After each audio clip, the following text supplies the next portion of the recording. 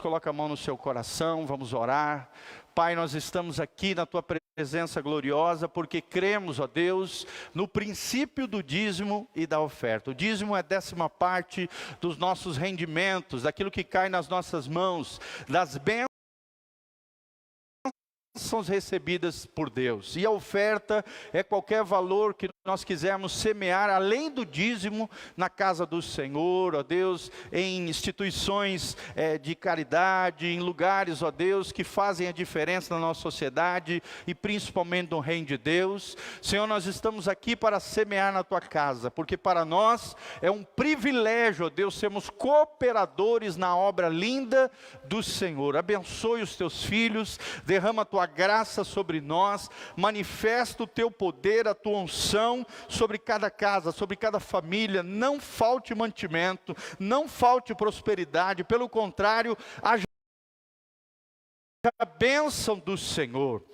Ó Deus, nós Te agradecemos, porque o Senhor tem sido fiel, o Senhor não tem nos deixado faltar nada, pelo contrário, esta igreja ainda tem abençoado outras famílias, pastores, ó Deus, missionários, homens e mulheres que têm vindo também ministrar nesse lugar.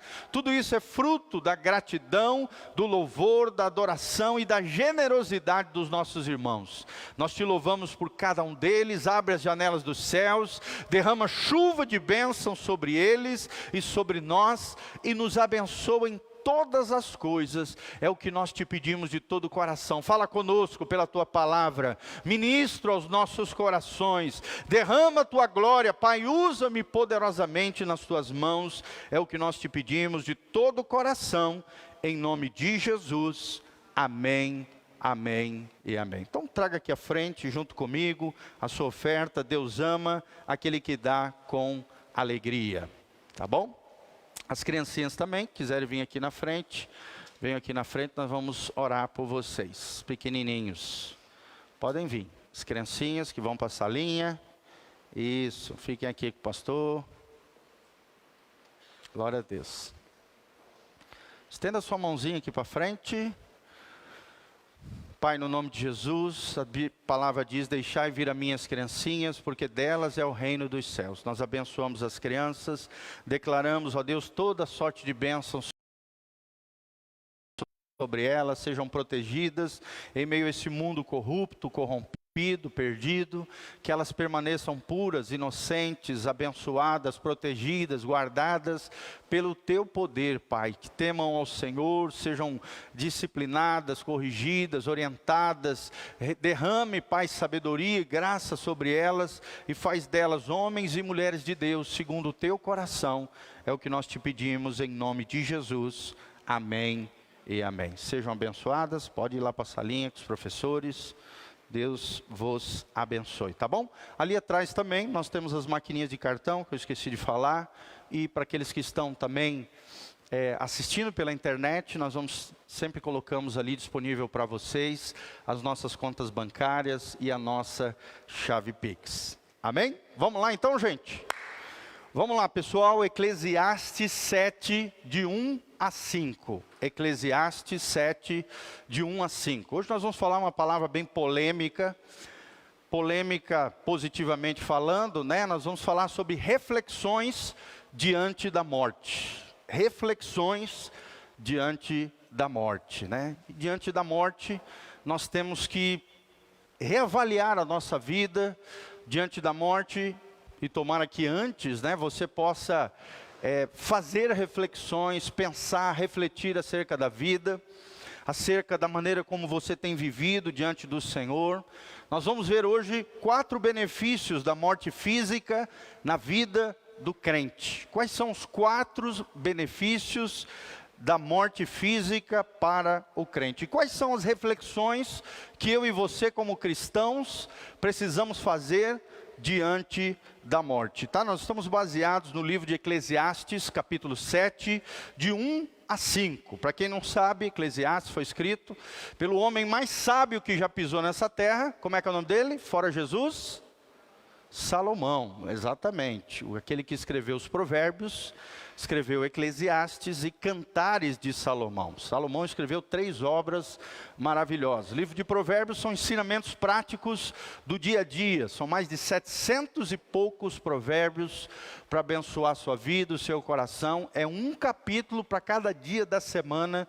Se você quer ser sábio, se você quer crescer na sabedoria do alto, nas coisas práticas, corriqueiras do dia a dia, leia o livro de Salomão. O livro de Eclesiastes é um livro diferente, é um livro meio filosófico, é um livro de reflexão acerca da vida, acerca das coisas temporais da vida, as coisas eternas. Eclesiastes nos ensina que há tempo para todas as coisas,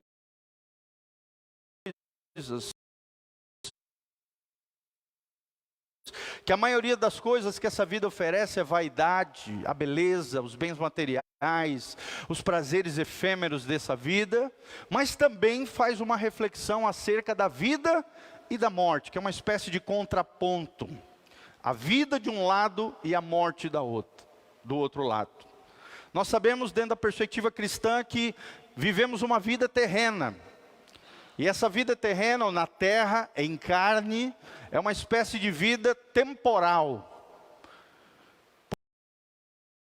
Porque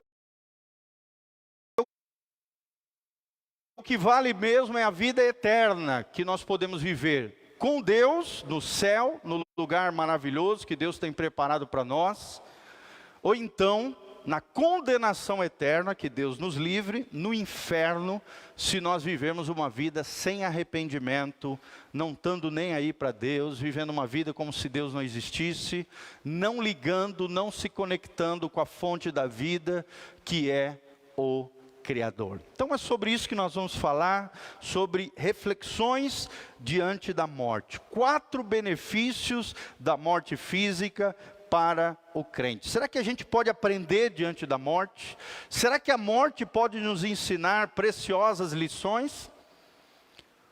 Um dos momentos mais difíceis para um pastor é quando a gente vai fazer um funeral. Principalmente quando são pessoas queridas nossas, pessoas que nós temos uma ligação, né, emocional, afetiva. Como é difícil, mas é necessário. E é uma excelente oportunidade, o pastor Giovanni não perde a oportunidade, quando vai fazer um funeral, de fazer essa reflexão acerca da vida.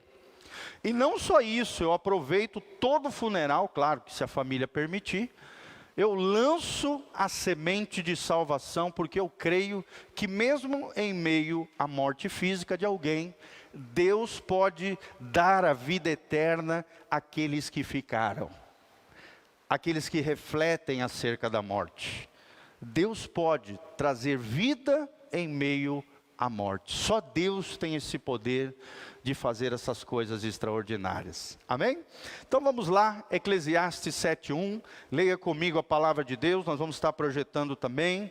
O texto sagrado diz: melhor é a boa fama do que o melhor unguento. Unguento aqui seria uma espécie de óleo aromático, de perfume. E o dia da morte do que o dia do nascimento de alguém. Olha só como a perspectiva cristã é diferente da perspectiva desse mundo, né? Quando nasce alguém, se celebra. Na Bíblia, o dia da morte é mais importante do que o dia do nascimento de alguém. Versículo 2: melhor é ir à casa onde há luto do que ir à casa onde há um banquete, porque naquela, ou seja, do luto, está o fim de todos os homens, e os vivos o aplicam ao seu coração. Fala comigo, os vivos aplicam o seu coração. E é isso que nós vamos fazer hoje, nós vamos aplicar o nosso coração, a fim de buscar a sabedoria do alto, acerca da morte do homem. É na morte do homem que é selado o nosso destino eterno. Por isso nós não precisamos temer a morte, mas nós temos que pensar acerca da morte. Temos que refletir acerca dela, até porque nós não sabemos que dia a morte vai chegar. Ou alguém sabe aqui? Às vezes até nas doenças terminais os médicos erram nisso, vocês já perceberam? Às vezes o médico diz, ó, você tem 3 meses de vida. De repente a vida se estende um pouquinho mais. Porque, irmãos, ninguém sabe o dia da morte. A morte é um mistério para todos nós. Mas existem reflexões que são possíveis diante da morte. Diante da morte está o fim de todos os homens, o fim da vida física, que é claro. E os vivos ali aplicam o seu coração. No versículo 3, melhor é a mágoa do que o riso, porque com tristeza do rosto se faz melhor o coração. O coração dos sábios está na casa do luto. Casa do luto é a casa onde há alguém que morreu. Mas o coração dos tolos na casa da alegria. Melhor é ouvir a repreensão do sábio do que ouvir alguém a canção do tolo. Então vamos buscar, amados, sabedoria com relação a isso. No versículo 8, a primeira parte, melhor é o fim das coisas do que o princípio delas. Amém? Abra comigo também Hebreus 9, 27. Livro de Hebreus, finalzinho da Bíblia, lá perto do Apocalipse, antes de Tiago, né, depois de Filemão. Hebreus 9, 27 é um dos textos que a gente usa muito quando vai evangelizar. Hebreus 9, 27, olha só o que a Bíblia diz acerca da morte. E como aos homens está ordenado morrerem uma vez, vindo depois disso o juízo. Então essa teoria de que os seres humanos transmigram na sua alma, o que a gente chama, né, os espiritualistas chamam de transmigração da alma, ou reencarnação. Eles acreditam que a alma vai transmigrando, ela vai passando de corpo para corpo ao longo dos séculos, e a pessoa vai morrendo várias vezes, até alcançar um estado, né, que para os budistas se chama nirvana, e para os espiritualistas se chama estágio de luz plena. Só que a Bíblia vai contra essa doutrina budista, taoísta, shintoísta, espiritualista de Allan Kardec. A Bíblia está dizendo que ao homem está ordenado morrer quantas vezes? Uma só vez. Vindo depois dessa morte física, o quê? O juízo. Ou seja, todos nós teremos que prestar conta da nossa vida diante de Deus. A vida que nós vivemos nessa terra, nessa vida terrena, vai haver uma prestação de contas para mim e para você ao final dessa vida. Não é à toa que Eclesiastes fala, melhor é o fim do que o começo. Porque no final da vida que nós vamos ter a grande definição da onde nós iremos, se para o céu ou para o inferno, com Deus ou sem Deus. Jesus também diz lá em Lucas 9, que adianta o homem ganhar o mundo inteiro e perder a sua alma? Tem muita gente hoje brincando diante da morte. Tem muita gente brincando de ser crente. Tem muita gente brincando com as coisas de Deus, irmãos. E diante da realidade da morte, nós não podemos brincar de sermos cristãos. Temos que refletir diante da morte. Qual é a primeira lição que nós aprendemos? A primeira lição, ou a primeira reflexão que nós temos diante da morte? Irmãos, a primeira lição é que a morte humilha os orgulhosos. Fala comigo, a morte humilha os orgulhosos. Geralmente, né, as pessoas que não acreditam em Deus, os céticos, os agnósticos, os ateus, eles acreditam que são superpoderosos. Eles dizem que não acreditam em Deus, mas na verdade eles têm um Deus. Qual é o Deus deles? O eu, eles mesmos, o ser humano, a humanidade. E se tem uma coisa que humilha esse tipo de coração presunçoso, orgulhoso, é a morte. Porque ali está o final de todos os homens. E eles são humilhados quanto à sua confiança em si mesmos.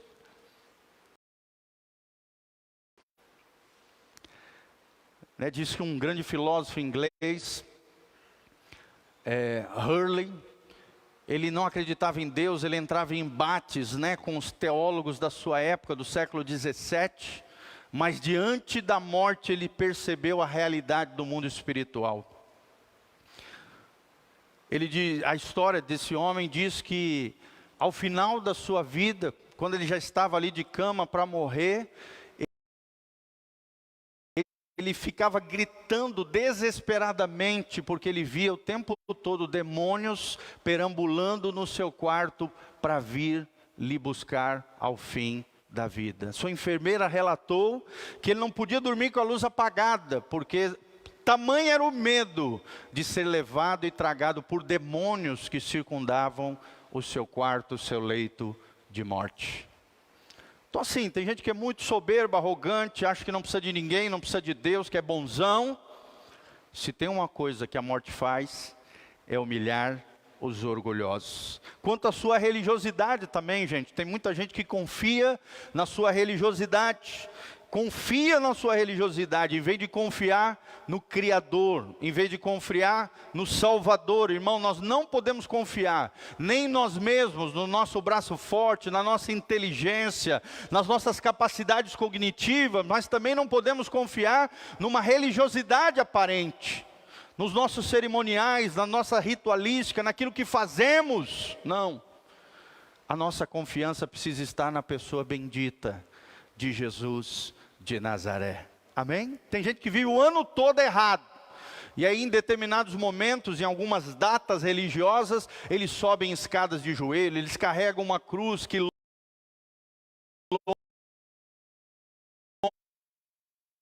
quilômetros, eles pagam promessa, fazem isso, fazem aquilo, pedem ajuda do santo tal, da imagem tal, do ídolo tal. Irmão, você não pode confiar na religiosidade. A religião, pelo contrário, às vezes até atrapalha o relacionamento de seres humanos contra Deus. Os seres humanos criaram a religião, mas Deus só fez uma coisa para conquistar os seres humanos: enviou Cristo Jesus para morrer na cruz no nosso lugar. Amém? Fala comigo: menos religião e mais Salvador, e mais Jesus. É isso que a igreja precisa, irmão. Menos legalismo, menos crítica, menos fofoca, menos julgar os outros, e mais o Salvador, mais Jesus de Nazaré. A religiosidade é humilhada diante da morte, porque ela promove geralmente orgulho nos corações, aquele sentimento de santarrão, enquanto o outro é pecador. Tira isso do teu coração, porque a morte humilha os orgulhosos, humilha aqueles que confiam na sabedoria humana, né? Os filósofos, muitos deles morreram de forma trágicas. Outros se suicidaram, se achando mais sábios do que todos. Tem um grande filósofo, né? Friedrich Nietzsche, ele é muito venerado até hoje, assim como Karl Marx, Kant, Hegel. Ele muito venerado, ele é uma espécie de religião dentro da filosofia, chamado de niilismo ou nietzschismo, porque são seguidores de Nietzsche. Esse cara era soberbo, arrogante, ele criou o mito do super-homem. E baseado nas suas ideias filosóficas, surgiu Hitler, surgiu o Terceiro Reich, o Terceiro Reinado Alemão. E a Segunda Guerra Mundial, baseado nesse cara. Olha a tragédia que esse cara trouxe para a humanidade. Você sabe como ele morreu, querido? Perturbado, com 40 anos, se suicidando. Se achando melhor do que todos, baseando a sua vida, o seu orgulho, a sua arrogância na sua própria cabeçona. Morreu, se suicidou com 40 anos de idade. Então, é tudo isso que a morte faz. Ela humilha os orgulhosos, que confiam na sabedoria humana. Não faça isso, não confie na sua cabeça, confie na palavra de Deus. Amém? Não confie nos seus sentimentos, nas suas emoções. Hoje nós vivemos uma sociedade menos racionalista e mais emocional, mais sentimentalista. Sim ou não, irmãos? Isso infecta até a igreja às vezes. As pessoas vêm na igreja e aí às vezes saem delas e falam: eu não senti nada, acho que o culto não foi bom. Irmão, o culto não é para você, o culto é para Deus. Se você não sentir nada no culto, o problema não está em Deus, nem em você. Não esquece. A nossa fé é racional, é inteligente. Independente daquilo que você sente ou não sente, nós vivemos é pela fé e não por sentimentos e emoções. Amém? Não seja uma pessoa sentimental. Uma pessoa guiada pelas emoções só faz burrada. Sim ou não, irmãos? Uma pessoa mole emocionalmente, sentimentalmente, ela nunca conquista nada na vida. Porque qualquer coisinha ela já se desfalece, ela já esmorece, ela não persevera. O cristão não é guiado por sentimento, o cristão é guiado por convicção.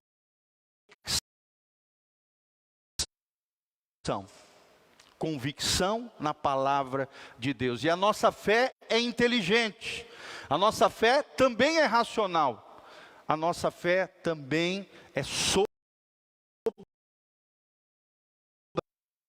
sobrenatural.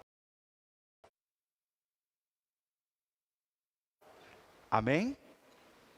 E é isso que a morte faz. Ela humilha a sabedoria humana, que vangloria o homem, e promove a sabedoria divina, que promove a glória de Deus, e humilha o homem. Porque coloca toda a glória, toda a força, todo o poder ao Senhor. Outros confiam no seu vigor, na sua força, na sua juventude, né? Os jovens mesmo têm essa tendência de achar que sabe mais do que os adultos, que acha que sabe mais do que os pais. E a morte vem para humilhar os orgulhosos, que confiam na sua força, que confiam na sua jovialidade. Se você às vezes está evangelizando os jovens, você fala, cara, quer aceitar Jesus? Jesus pode transformar a tua vida. O que muitos jovens dizem? Eu só quero saber desse Jesus no final da minha vida. Eu quero curtir a vida. Eu quero aproveitar, eu quero pintar e bordar. E que depois, lá no final da minha vida, quem sabe, quando eu ficar velhinho, cabelinho branco, aí sim eu vou para a igreja. Isso é orgulho, irmãos. É prepotência, arrogância, e a morte humilha os orgulhosos que confiam na força da vida, no vigor e na juventude humana. Não confie nisso, senão a tua confiança está no lugar errado. Outros confiam na humanidade, como se a humanidade fosse detentora e promotora das grandes maravilhas desse mundo. Não, irmão. A Bíblia diz que a humanidade é caída, é corrompida. É claro que tem aspectos positivos, porque Deus colocou no homem a sua imagem, a sua semelhança. Mas nós não podemos nos vangloriar na humanidade, não podemos confiar na força.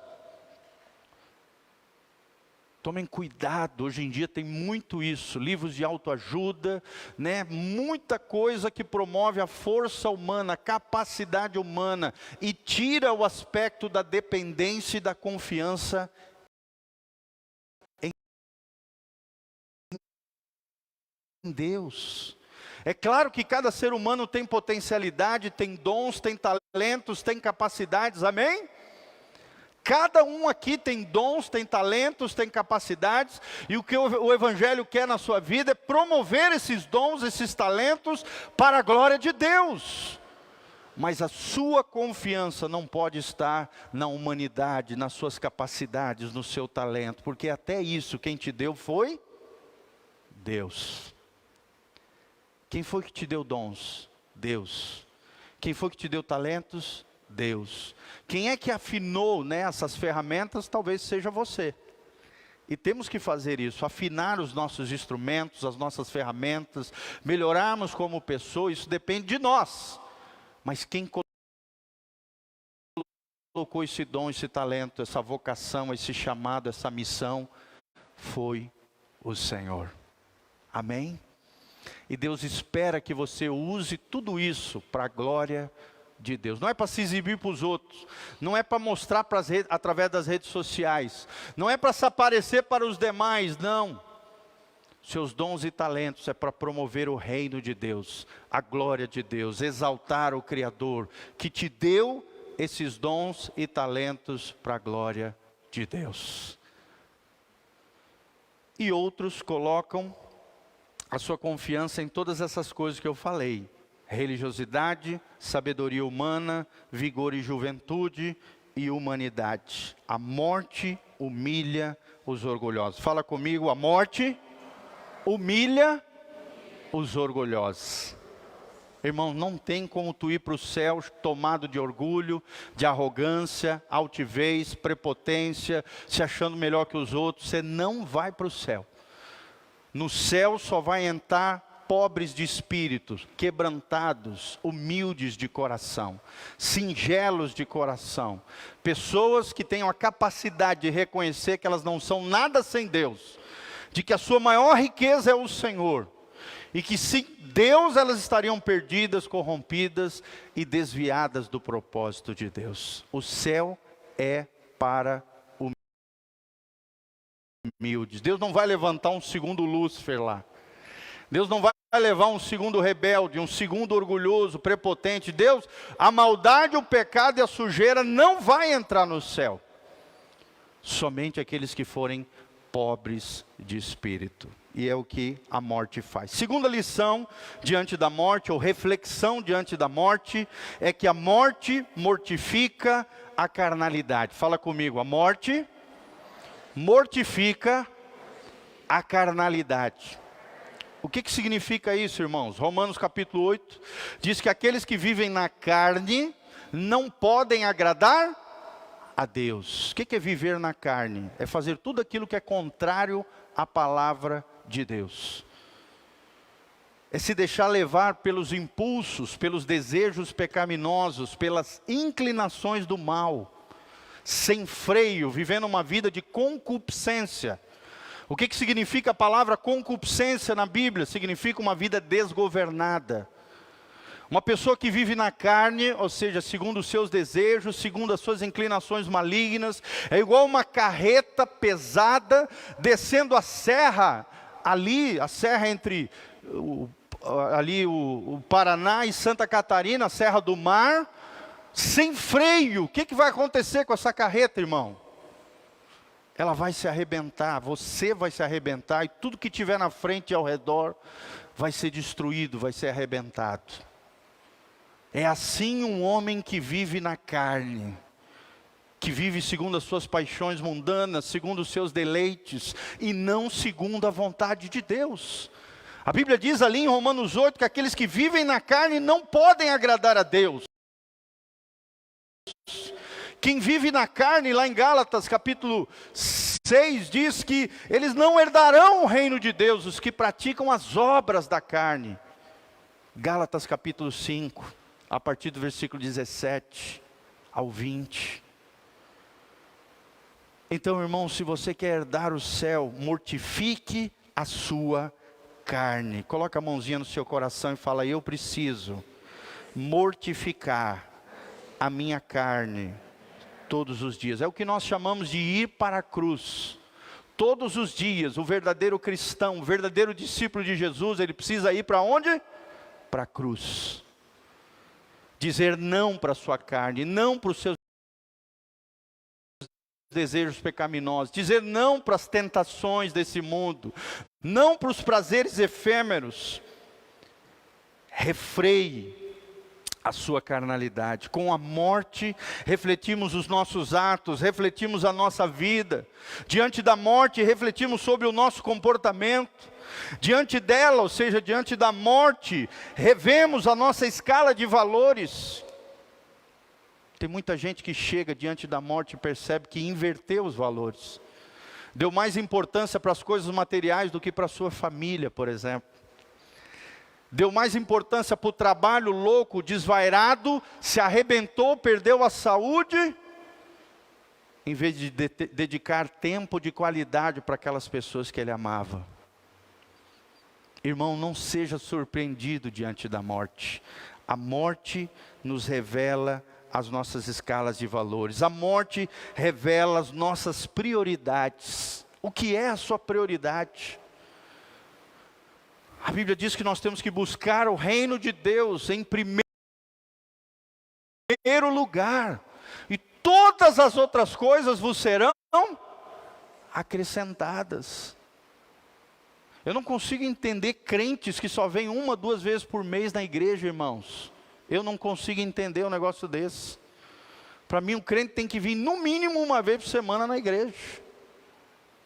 O crente tem que ser fiel nisso. Tem gente que só vem na Santa Ceia.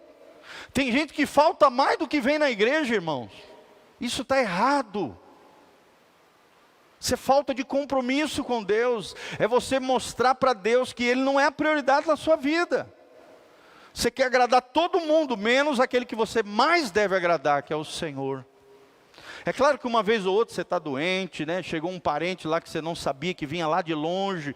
Tudo bem você não vir na igreja, Deus sabe, Deus releva muitas coisas, Deus é flexível. Mas quando você vem, falta mais do que vem na igreja, tem alguma coisa errada com você.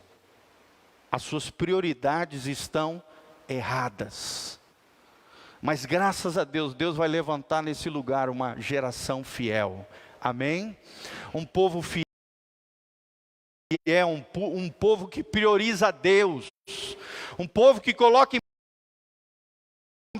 primeiro lugar o reino de Deus. E que confia que todas as outras coisas vos serão acrescentadas. Às vezes você não está recebendo mais de Deus, porque você está falhando no básico com Deus, nos detalhes de Deus, nas pequenas coisas de Deus. E eu tenho sempre ensinado, se você for infiel nas pequenas coisas, Deus não pode te dar grandes coisas. Se todas as coisas vos serão acrescentadas, isso só acontece com quem prioriza a Deus. Priorize a Deus na sua vida. Diante da morte, revemos as nossas escalas de valores. Diante da morte, revemos as nossas prioridades. Diante da morte, nos tornamos sensíveis à voz do Espírito Santo. Sim ou não, irmãos? Eu não sei vocês, mas quando a gente vai num funeral, está diante de um cadáver ali na nossa frente. Às vezes é um ente querido, às vezes é um amigo, às vezes é alguém. As pessoas estão mais sensíveis à voz de Deus. Sim ou não? Sim ou não, irmãos? Na sua grande maioria. Claro que tem aqueles que não estão nem aí, né? Tem aqueles que só vão lá de curioso. Tem aqueles que só vão ali para falar dos outros. Tem aqueles que só vão ali para julgar quem morreu. Mas perceba que diante da morte, o ser humano geralmente aplica o seu coração. Medita sobre a transitoriedade da vida, a brevidade da vida. Lá em Tiago, o texto sagrado diz que a nossa vida é como uma neblina. Uma hora ela está aqui, outra hora ela desaparece. Uma hora ela parece bonita, linda, florescente, né? Como diz Jesus em Mateus 6, os lírios do campo são lindos, maravilhosos, mais bonitos do que as vestes de Salomão. Mas de repente eles murcham e desaparecem. A vida é breve, irmão. Que tipo de vida você está levando? Que tipo de vida você tem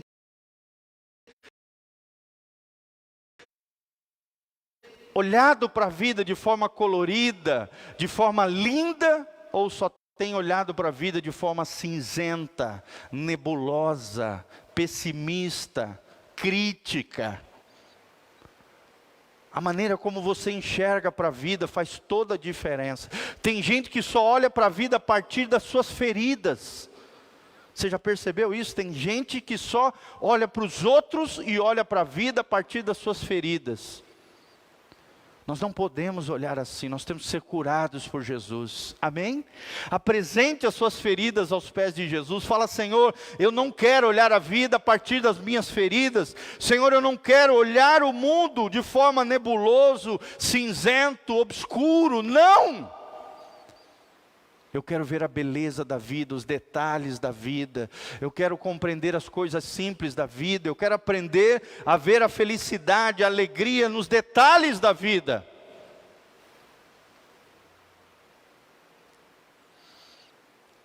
Diante da morte, nos tornamos sensíveis à voz do Espírito Santo. Deixa o Espírito Santo falar com você. Quem quer ouvir a voz do Espírito Santo no ano de 2022, levanta a mão. Fala assim: Senhor, eu quero te ouvir. Essa é uma das coisas que a gente mais vai tratar aqui, irmão, aprendendo a ouvir a voz do Espírito Santo. O Espírito Santo, ele quer falar todo o tempo conosco. O problema é que muitas vezes nós não paramos para ouvir a voz de Deus. A Bíblia diz que a voz de Deus é como a voz de muitas águas. Quem já foi aqui para Foz do Iguaçu? Levanta a mão. Quando você vai para Foz do Iguaçu, né, naquelas cachoeiras ali das cataratas, você vê aquele volume enorme de água caindo. São milhões e milhões de metros cúbicos de água caindo. Se a Bíblia está dizendo que a voz de Deus é como a voz de muitas águas, é mais ou menos como aquilo. Deus está falando, Deus está fluindo, a voz de Deus está pairando sobre a terra. O que Deus precisa encontrar em nós é corações sensíveis para sintonizar essa voz que fala todo o tempo com o homem e com as mulheres de Deus. Amém? Precisamos dedicar tempo de qualidade com o Senhor para ouvirmos a voz de Deus. Diante da morte, brota em nós também um desejo por mudança, por buscarmos mais a Deus. A morte é a culminação também, muitas vezes, dos corretivos divinos para a santificação do seu povo. Você sabia que o crente, ele recebe o juízo de Deus nessa vida? Talvez você não saiba, mas o cristão, ele recebe a disciplina e o julgamento de Deus na vida terrena.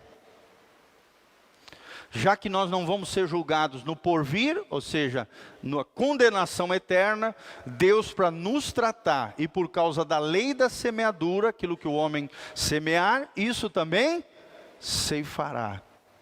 Deus nos corrige, nos disciplina e muitas vezes nos julga em vida.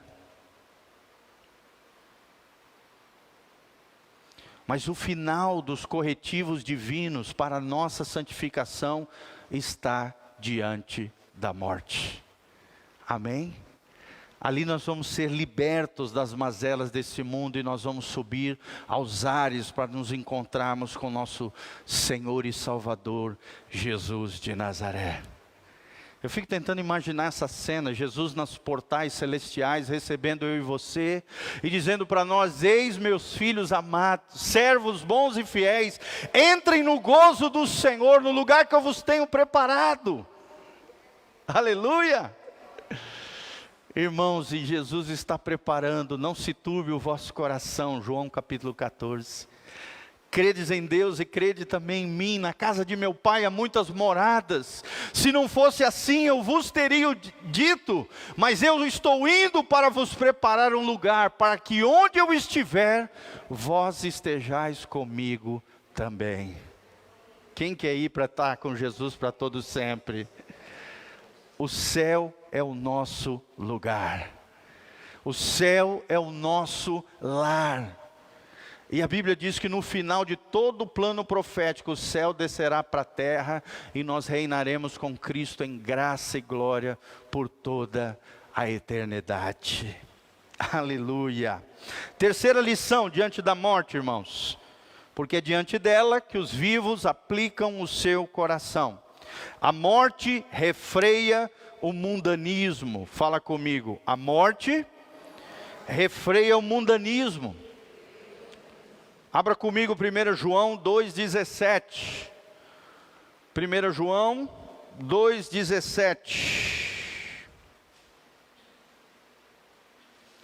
Olha o que diz o texto sagrado. O mundo passa, e a sua concupiscência, ou seja, os seus desejos desgovernados, desenfreados. Mas aquele que faz a vontade de Deus, permanece para sempre. Fala comigo, este mundo passará. Essa vida terrena passa. Mas aquele que faz a vontade de Deus, permanece para sempre. Aqui nós vemos dois estilos de vida. Ou uma vida movida pela concupiscência, pelo desejo desenfreado, pela inclinação do mal, o que a Bíblia chama de vida na carne, carnalidade, ou então a vida no Espírito, aquele que faz a vontade de Deus e permanece para sempre. Romanos capítulo 8. Quantos querem viver no Espírito, dão glória a Deus. Então, irmãos, quando você está diante da morte, você aprende que o mundo passa, bem como os seus desejos, as suas concupiscências, os seus desejos desenfreados, os prazeres e deleites dessa vida são transitórios. São transitórios, irmãos. Na hora é bacana, mas depois traz condenação, traz culpa, traz sentimento de nojo, de desonra, de que você feriu o templo do Espírito Santo. Mas diante da morte, o nosso coração se inclina para aquilo que é eterno, para aquilo que não passa, para aquilo que é a vontade de Deus e que permanece para sempre. Amém? Se você aplicar o seu coração na casa onde há luto. Diante da morte, se você refletir diante dela, você vai perceber Deus refreando o mundanismo, ou seja, o desejo por aquilo que é mundano, por aquilo que é profano, por aquilo que é sujo, por aquilo que é corrupto, por aquilo que desagrada a Deus. Você é freado, você refreia, porque você entende que diante da morte o nosso coração precisa se inclinar para aquilo que é eterno. O Espírito Santo então promove dentro de você um desejo pela consagração, um desejo pela separação maior para Deus, o que nós chamamos de santificação. E a morte completa o processo de santificação do homem. Porque no final da nossa vida terrena, se Jesus ainda não voltar, não formos arrebatados, nós seremos levados para juntos da Assembleia dos Santos, lá onde todos os santos, os espíritos justificados, já estão diante de Deus. Abra comigo Hebreus 12, 21. Olha que coisa linda. Aqui o autor de Hebreus, eu creio que é Paulo. Alguns dizem que é Apolo, né? Lutero achava que era Apolo. Olha essa visão celestial, eu e você entrando no céu. Olha que coisa linda, gente. Que coisa maravilhosa. Aqui ele tem um vislumbre, ele tem um flash de glória, ele tem uma visualização espiritual, profética. Ele diz assim: e tão terrível era a visão que Moisés disse, ou seja, Moisés também viu isso. Estou todo assombrado e tremendo. Mas então chegastes, né, eu e vocês, ao monte de Sião, a cidade do Deus vivo, a Jerusalém celestial, que é o céu, e aos muitos milhares de anjos, a universal assembleia, a igreja dos primogênitos que estão inscritos no céu, e a Deus. Quem são os primogênitos que estão inscritos no céu? Os crentes, os salvos, os filhos de Deus, que juntamente com os anjos fazem parte dessa assembleia celestial, universal, a igreja dos primogênitos que estão inscritos nos céus. E a Deus, Deus vai estar lá, irmão, o juiz de todos. Quem é o juiz de todos? Deus. E aos espíritos dos justos aperfeiçoados. Ou seja, como é que os santos estão lá no céu? Como espíritos aperfeiçoados. Eles não estão ainda completos, eles não têm um corpo ainda glorificado, porque esse corpo glorificado eles só vão ter no dia do arrebatamento da igreja, na volta de Jesus. Na volta de Jesus, a Bíblia diz, os mortos em Cristo ressuscitarão, ao soar da última trombeta, e nós os vivos seremos arrebatados, num abrir e fechar de olhos. Aquilo que é mortal se revestirá de imortalidade, aquilo que é corruptível se revestirá de incorruptibilidade. E nós estaremos com Ele para todo sempre, louvando e adorando o nosso Deus. Aleluia! Levanta as mãos para os céus comigo e fala: eu quero ir para o céu. Eu quero estar lá, nessa Assembleia Universal dos primogênitos que estão escritos no livro de Deus, daqueles que foram santos, separados, consagrados, que refrearam o mundo, que mortificaram a carne, que humilharam o seu orgulho e se quebrantaram na presença do Senhor diante da morte. A morte completa a santificação. E lá estaremos como espírito dos justos aperfeiçoados. E no 24, para terminar, e lá vai estar Jesus, o mediador de uma nova aliança, o sangue de aspersão melhor do que Abel. O melhor de tudo, irmãos, no céu vai ter Jesus. Aqui nós só temos Ele pela fé. Só temos Ele porque o Espírito Santo habita dentro de nós e atrai a pessoa do Cristo ressurreto no nosso coração. Porque caminhamos pela fé com Jesus, oramos a Ele, oramos ao Pai em nome do Filho, no poder do Espírito Santo. Essa é a teologia da oração. Fala comigo, eu oro ao Pai, em nome do Filho, no poder do Espírito Santo. Essa é a oração mais correta que tem. Você ora a Deus Pai, em nome de Cristo, seu Filho, no poder de quem?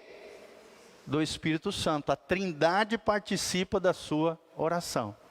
Você não ora anjo, você não ora santo, você não ora a pessoa nenhuma, a não ser o único mediador entre Deus e os homens, Cristo Jesus, o homem.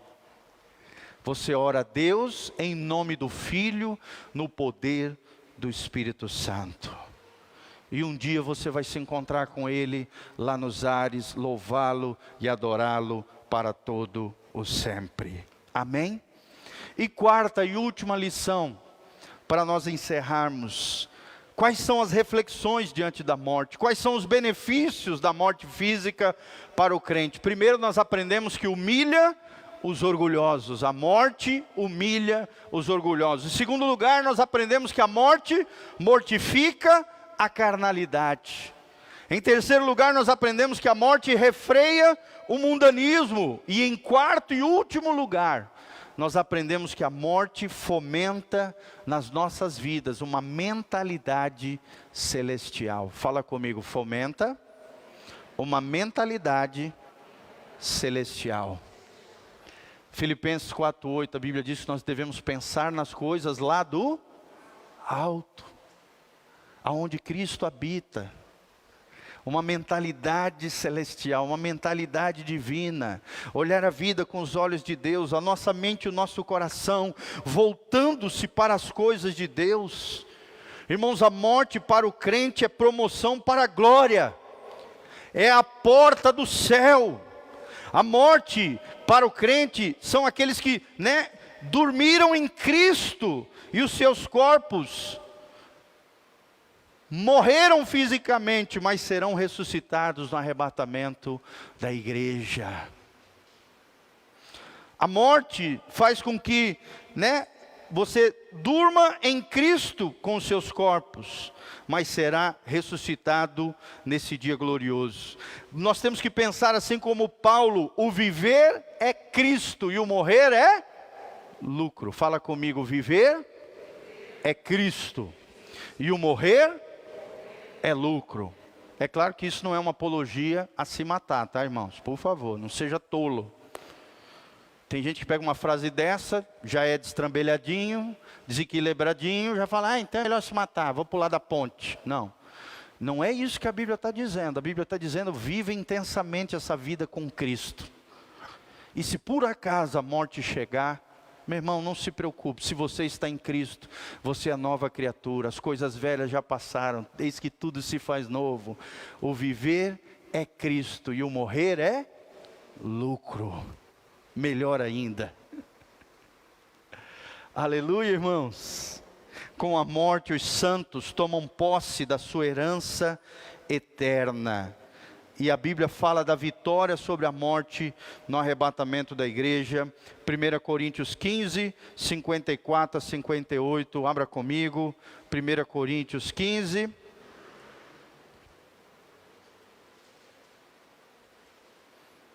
(54 a 58). Onde é que está a vitória de Cristo sobre a morte? vai ser nesse dia glorioso chamado dia do arrebatamento da igreja. Claro que Jesus já venceu a morte com a ressurreição, mas a morte triunfal, final de Cristo, na vida, na realidade da vida dos crentes, está descrito por Paulo aqui em 1 Coríntios, capítulo 15, 54. Ele diz: e quando isto, que é corruptível, se revestir de incorruptibilidade, e isto que é mortal, se revestir da imortalidade, então cumprir-se-á a palavra que está escrito: tragada, ou seja, vencida foi a morte na vitória. Quem vai vencer a morte comigo aqui? Dá um glória a Deus. Qual é o dia onde nós venceremos a morte, irmãos? É no dia da ressurreição dos santos, no dia do arrebatamento da igreja. E aí no 55, onde é que está, ó morte, o teu aguilhão, o teu anzol, a tua conquista? Onde está, ó inferno, a tua vitória? Ora, o aguilhão da morte é o pecado, e a força do pecado é a lei. Mas graças a Deus que nos dá a vitória por nosso Senhor Jesus Cristo. E Paulo termina o capítulo 15 de Coríntios dizendo: portanto, meus irmãos amados, sede firmes, sede constantes, sempre abundantes na obra do Senhor, sabendo que o vosso trabalho não é em vão no Senhor. Toda dedicação que você faz a Deus, toda generosidade que você exerce, todo empenho em prol do reino de Deus, toda santificação, consagração, tudo aquilo que você diz não, renuncia, abre mão em prol do reino de Deus, da sua vida em Deus, desse processo lindo de formar uma mentalidade espiritual, de refrear o mundanismo, de mortificar a carnalidade e quebrantar-se diante de Deus e vencer o orgulho. Tudo isso, irmãos, é para que você vença a morte e fique firme, sempre abundante, sempre constante na obra do Senhor. E quando nós chegarmos lá no céu, eu e você vamos dizer juntos: valeu a pena. Amém? Será que você pode falar comigo? Valeu a pena. Vai valer a pena.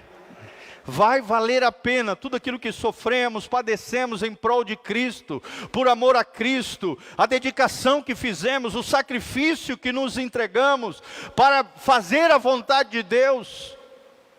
Tudo isso, irmão, vai valer a pena. Quando você chegar no céu, você vai ver que valeu a pena. Para os crentes, a morte não é o fim, mas o início de uma vida perfeita e gloriosa no Senhor. Amém? E para nós terminarmos, que nós venhamos a terminar a vida assim como Paulo terminou. Abra comigo, 2 Timóteo, versículo 4, de 6 a 8. Olha que lindo, tomara que eu e você possamos ter a moral, possamos ter a capacidade de terminarmos a nossa vida assim como o apóstolo Paulo terminou. Todos os especialistas na Bíblia Sagrada dizem que essa é a última carta paulina. Foi a carta de despedida do apóstolo Paulo diante dos seus discípulos, diante das igrejas. Essas cartas, elas eram escritas e passavam de igreja em igreja, a fim de alimentar a fé dos crentes naquela época. Eles não tinham todo o volume da Bíblia nas suas mãos. Elas foram unidas a partir do 4º século, num concílio chamado Concílio de Niceia, onde os vários líderes da igreja primitiva, os apóstolos e os líderes já da 3ª, 4ª geração, se uniram para finalizar o que nós chamamos hoje de cânon bíblico, ou o índice dos livros considerados inspirados por Deus, que são os livros que nós temos na Bíblia Sagrada. Naquela época, os livros que nós temos hoje, todos contidos aqui dentro da Bíblia Sagrada, eram cartas que passavam de igreja a igreja, a fim de alimentar a fé dos crentes, para que eles perseverassem diante de Deus. E olha só como Paulo termina a sua vida. O apóstolo Paulo, cheio do Espírito Santo, no final da sua vida, deixa o último recado para mim e para você. Olha o estilo de vida que Deus quer que eu e você vivamos diante dessa reflexão da morte, diante da realidade, da transitoriedade, da brevidade da vida física. onde nós aprendemos que a morte humilha os orgulhosos, a morte mortifica a carnalidade, a morte refreia o mundanismo, o amor por esse mundo, e a morte fomenta no nosso coração e na nossa mente uma mentalidade espiritual. A despedida paulina está aqui encontrada em 2 Timóteo 4:6. Paulo diz: porque eu já estou sendo oferecido por aspersão de sacrifício. Paulo aqui traz a imagem de um cordeirinho indo para o sacrifício diante de Deus. Por quê, irmãos? Porque Paulo morreu, segundo a tradição da igreja, decapitado. Eita, o Google está doido aqui. Decapitado ele morreu.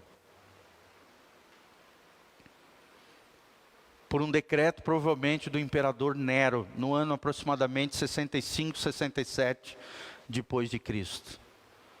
Paulo se oferece aqui como uma aspersão de sacrifício diante de Deus. Ele morreu por causa do Evangelho, ele morreu por causa daquilo que ele creu, ele foi fiel até a morte. Ele diz: e o tempo da minha partida está próximo. Ou seja, em espírito, como ele era um mestre da palavra, ele era um apóstolo, um grande evangelista também, mas um profeta de Deus, o seu espírito já tinha sido avisado de que o seu tempo diante da morte já estava se chegando, o seu tempo de partida para estar com Jesus já estava chegando.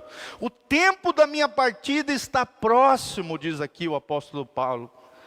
E ele termina de forma gloriosa dizendo: combati o bom combate, acabei a minha carreira, guardei a minha fé.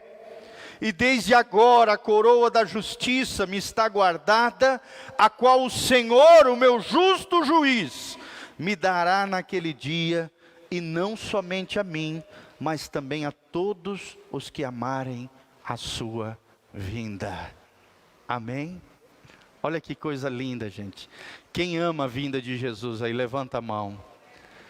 Irmão, se você ama a vinda de Jesus, se você anseia para estar com Jesus, se você reflete diante da morte, compreendendo a brevidade da vida, buscando sabedoria diante do luto, diante da morte, diante de um funeral, aprendendo todas essas coisas que nós aprendemos hoje, irmãos, isso te leva a uma vida séria, correta, honesta diante de Deus. Você vai terminar a vida como Paulo, recebendo de Jesus uma coroa gloriosa lá no céu, porque você foi fiel, porque você foi perseverante, porque você foi sempre abundante na obra do Senhor. E quando esse dia chegar, irmão, nós estaremos todos juntos, declarando aquele que venceu, aquele que é poderoso para fazer infinitamente mais do que aquilo que pedimos ou pensamos, segundo o seu poder que opera em nós.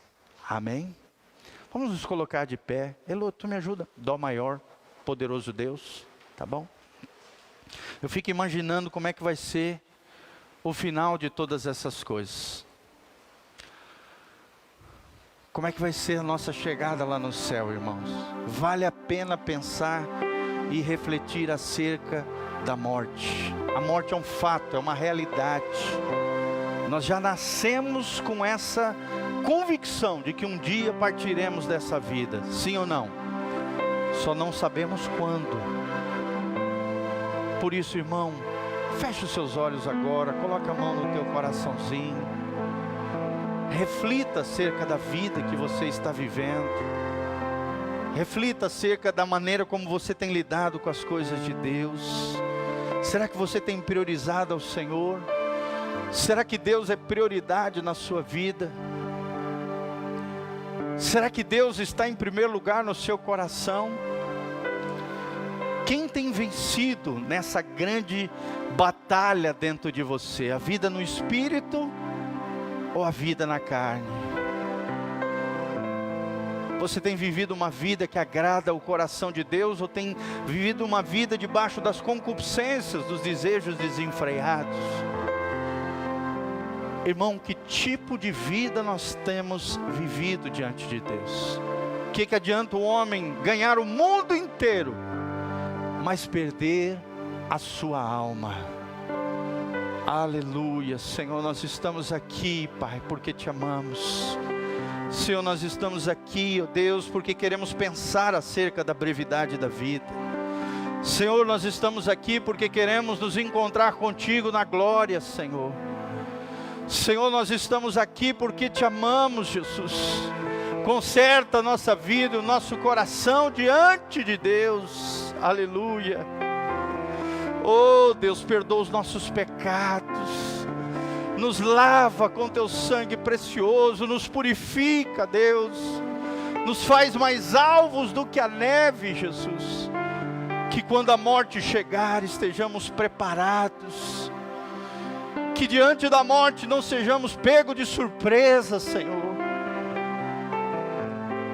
Que para nós o viver é Cristo e o morrer seja lucro, Senhor. Que possamos viver uma vida que agrade o coração de Deus. Aleluia, Pai, em nome de Jesus. Aleluia, aleluia. Cante comigo.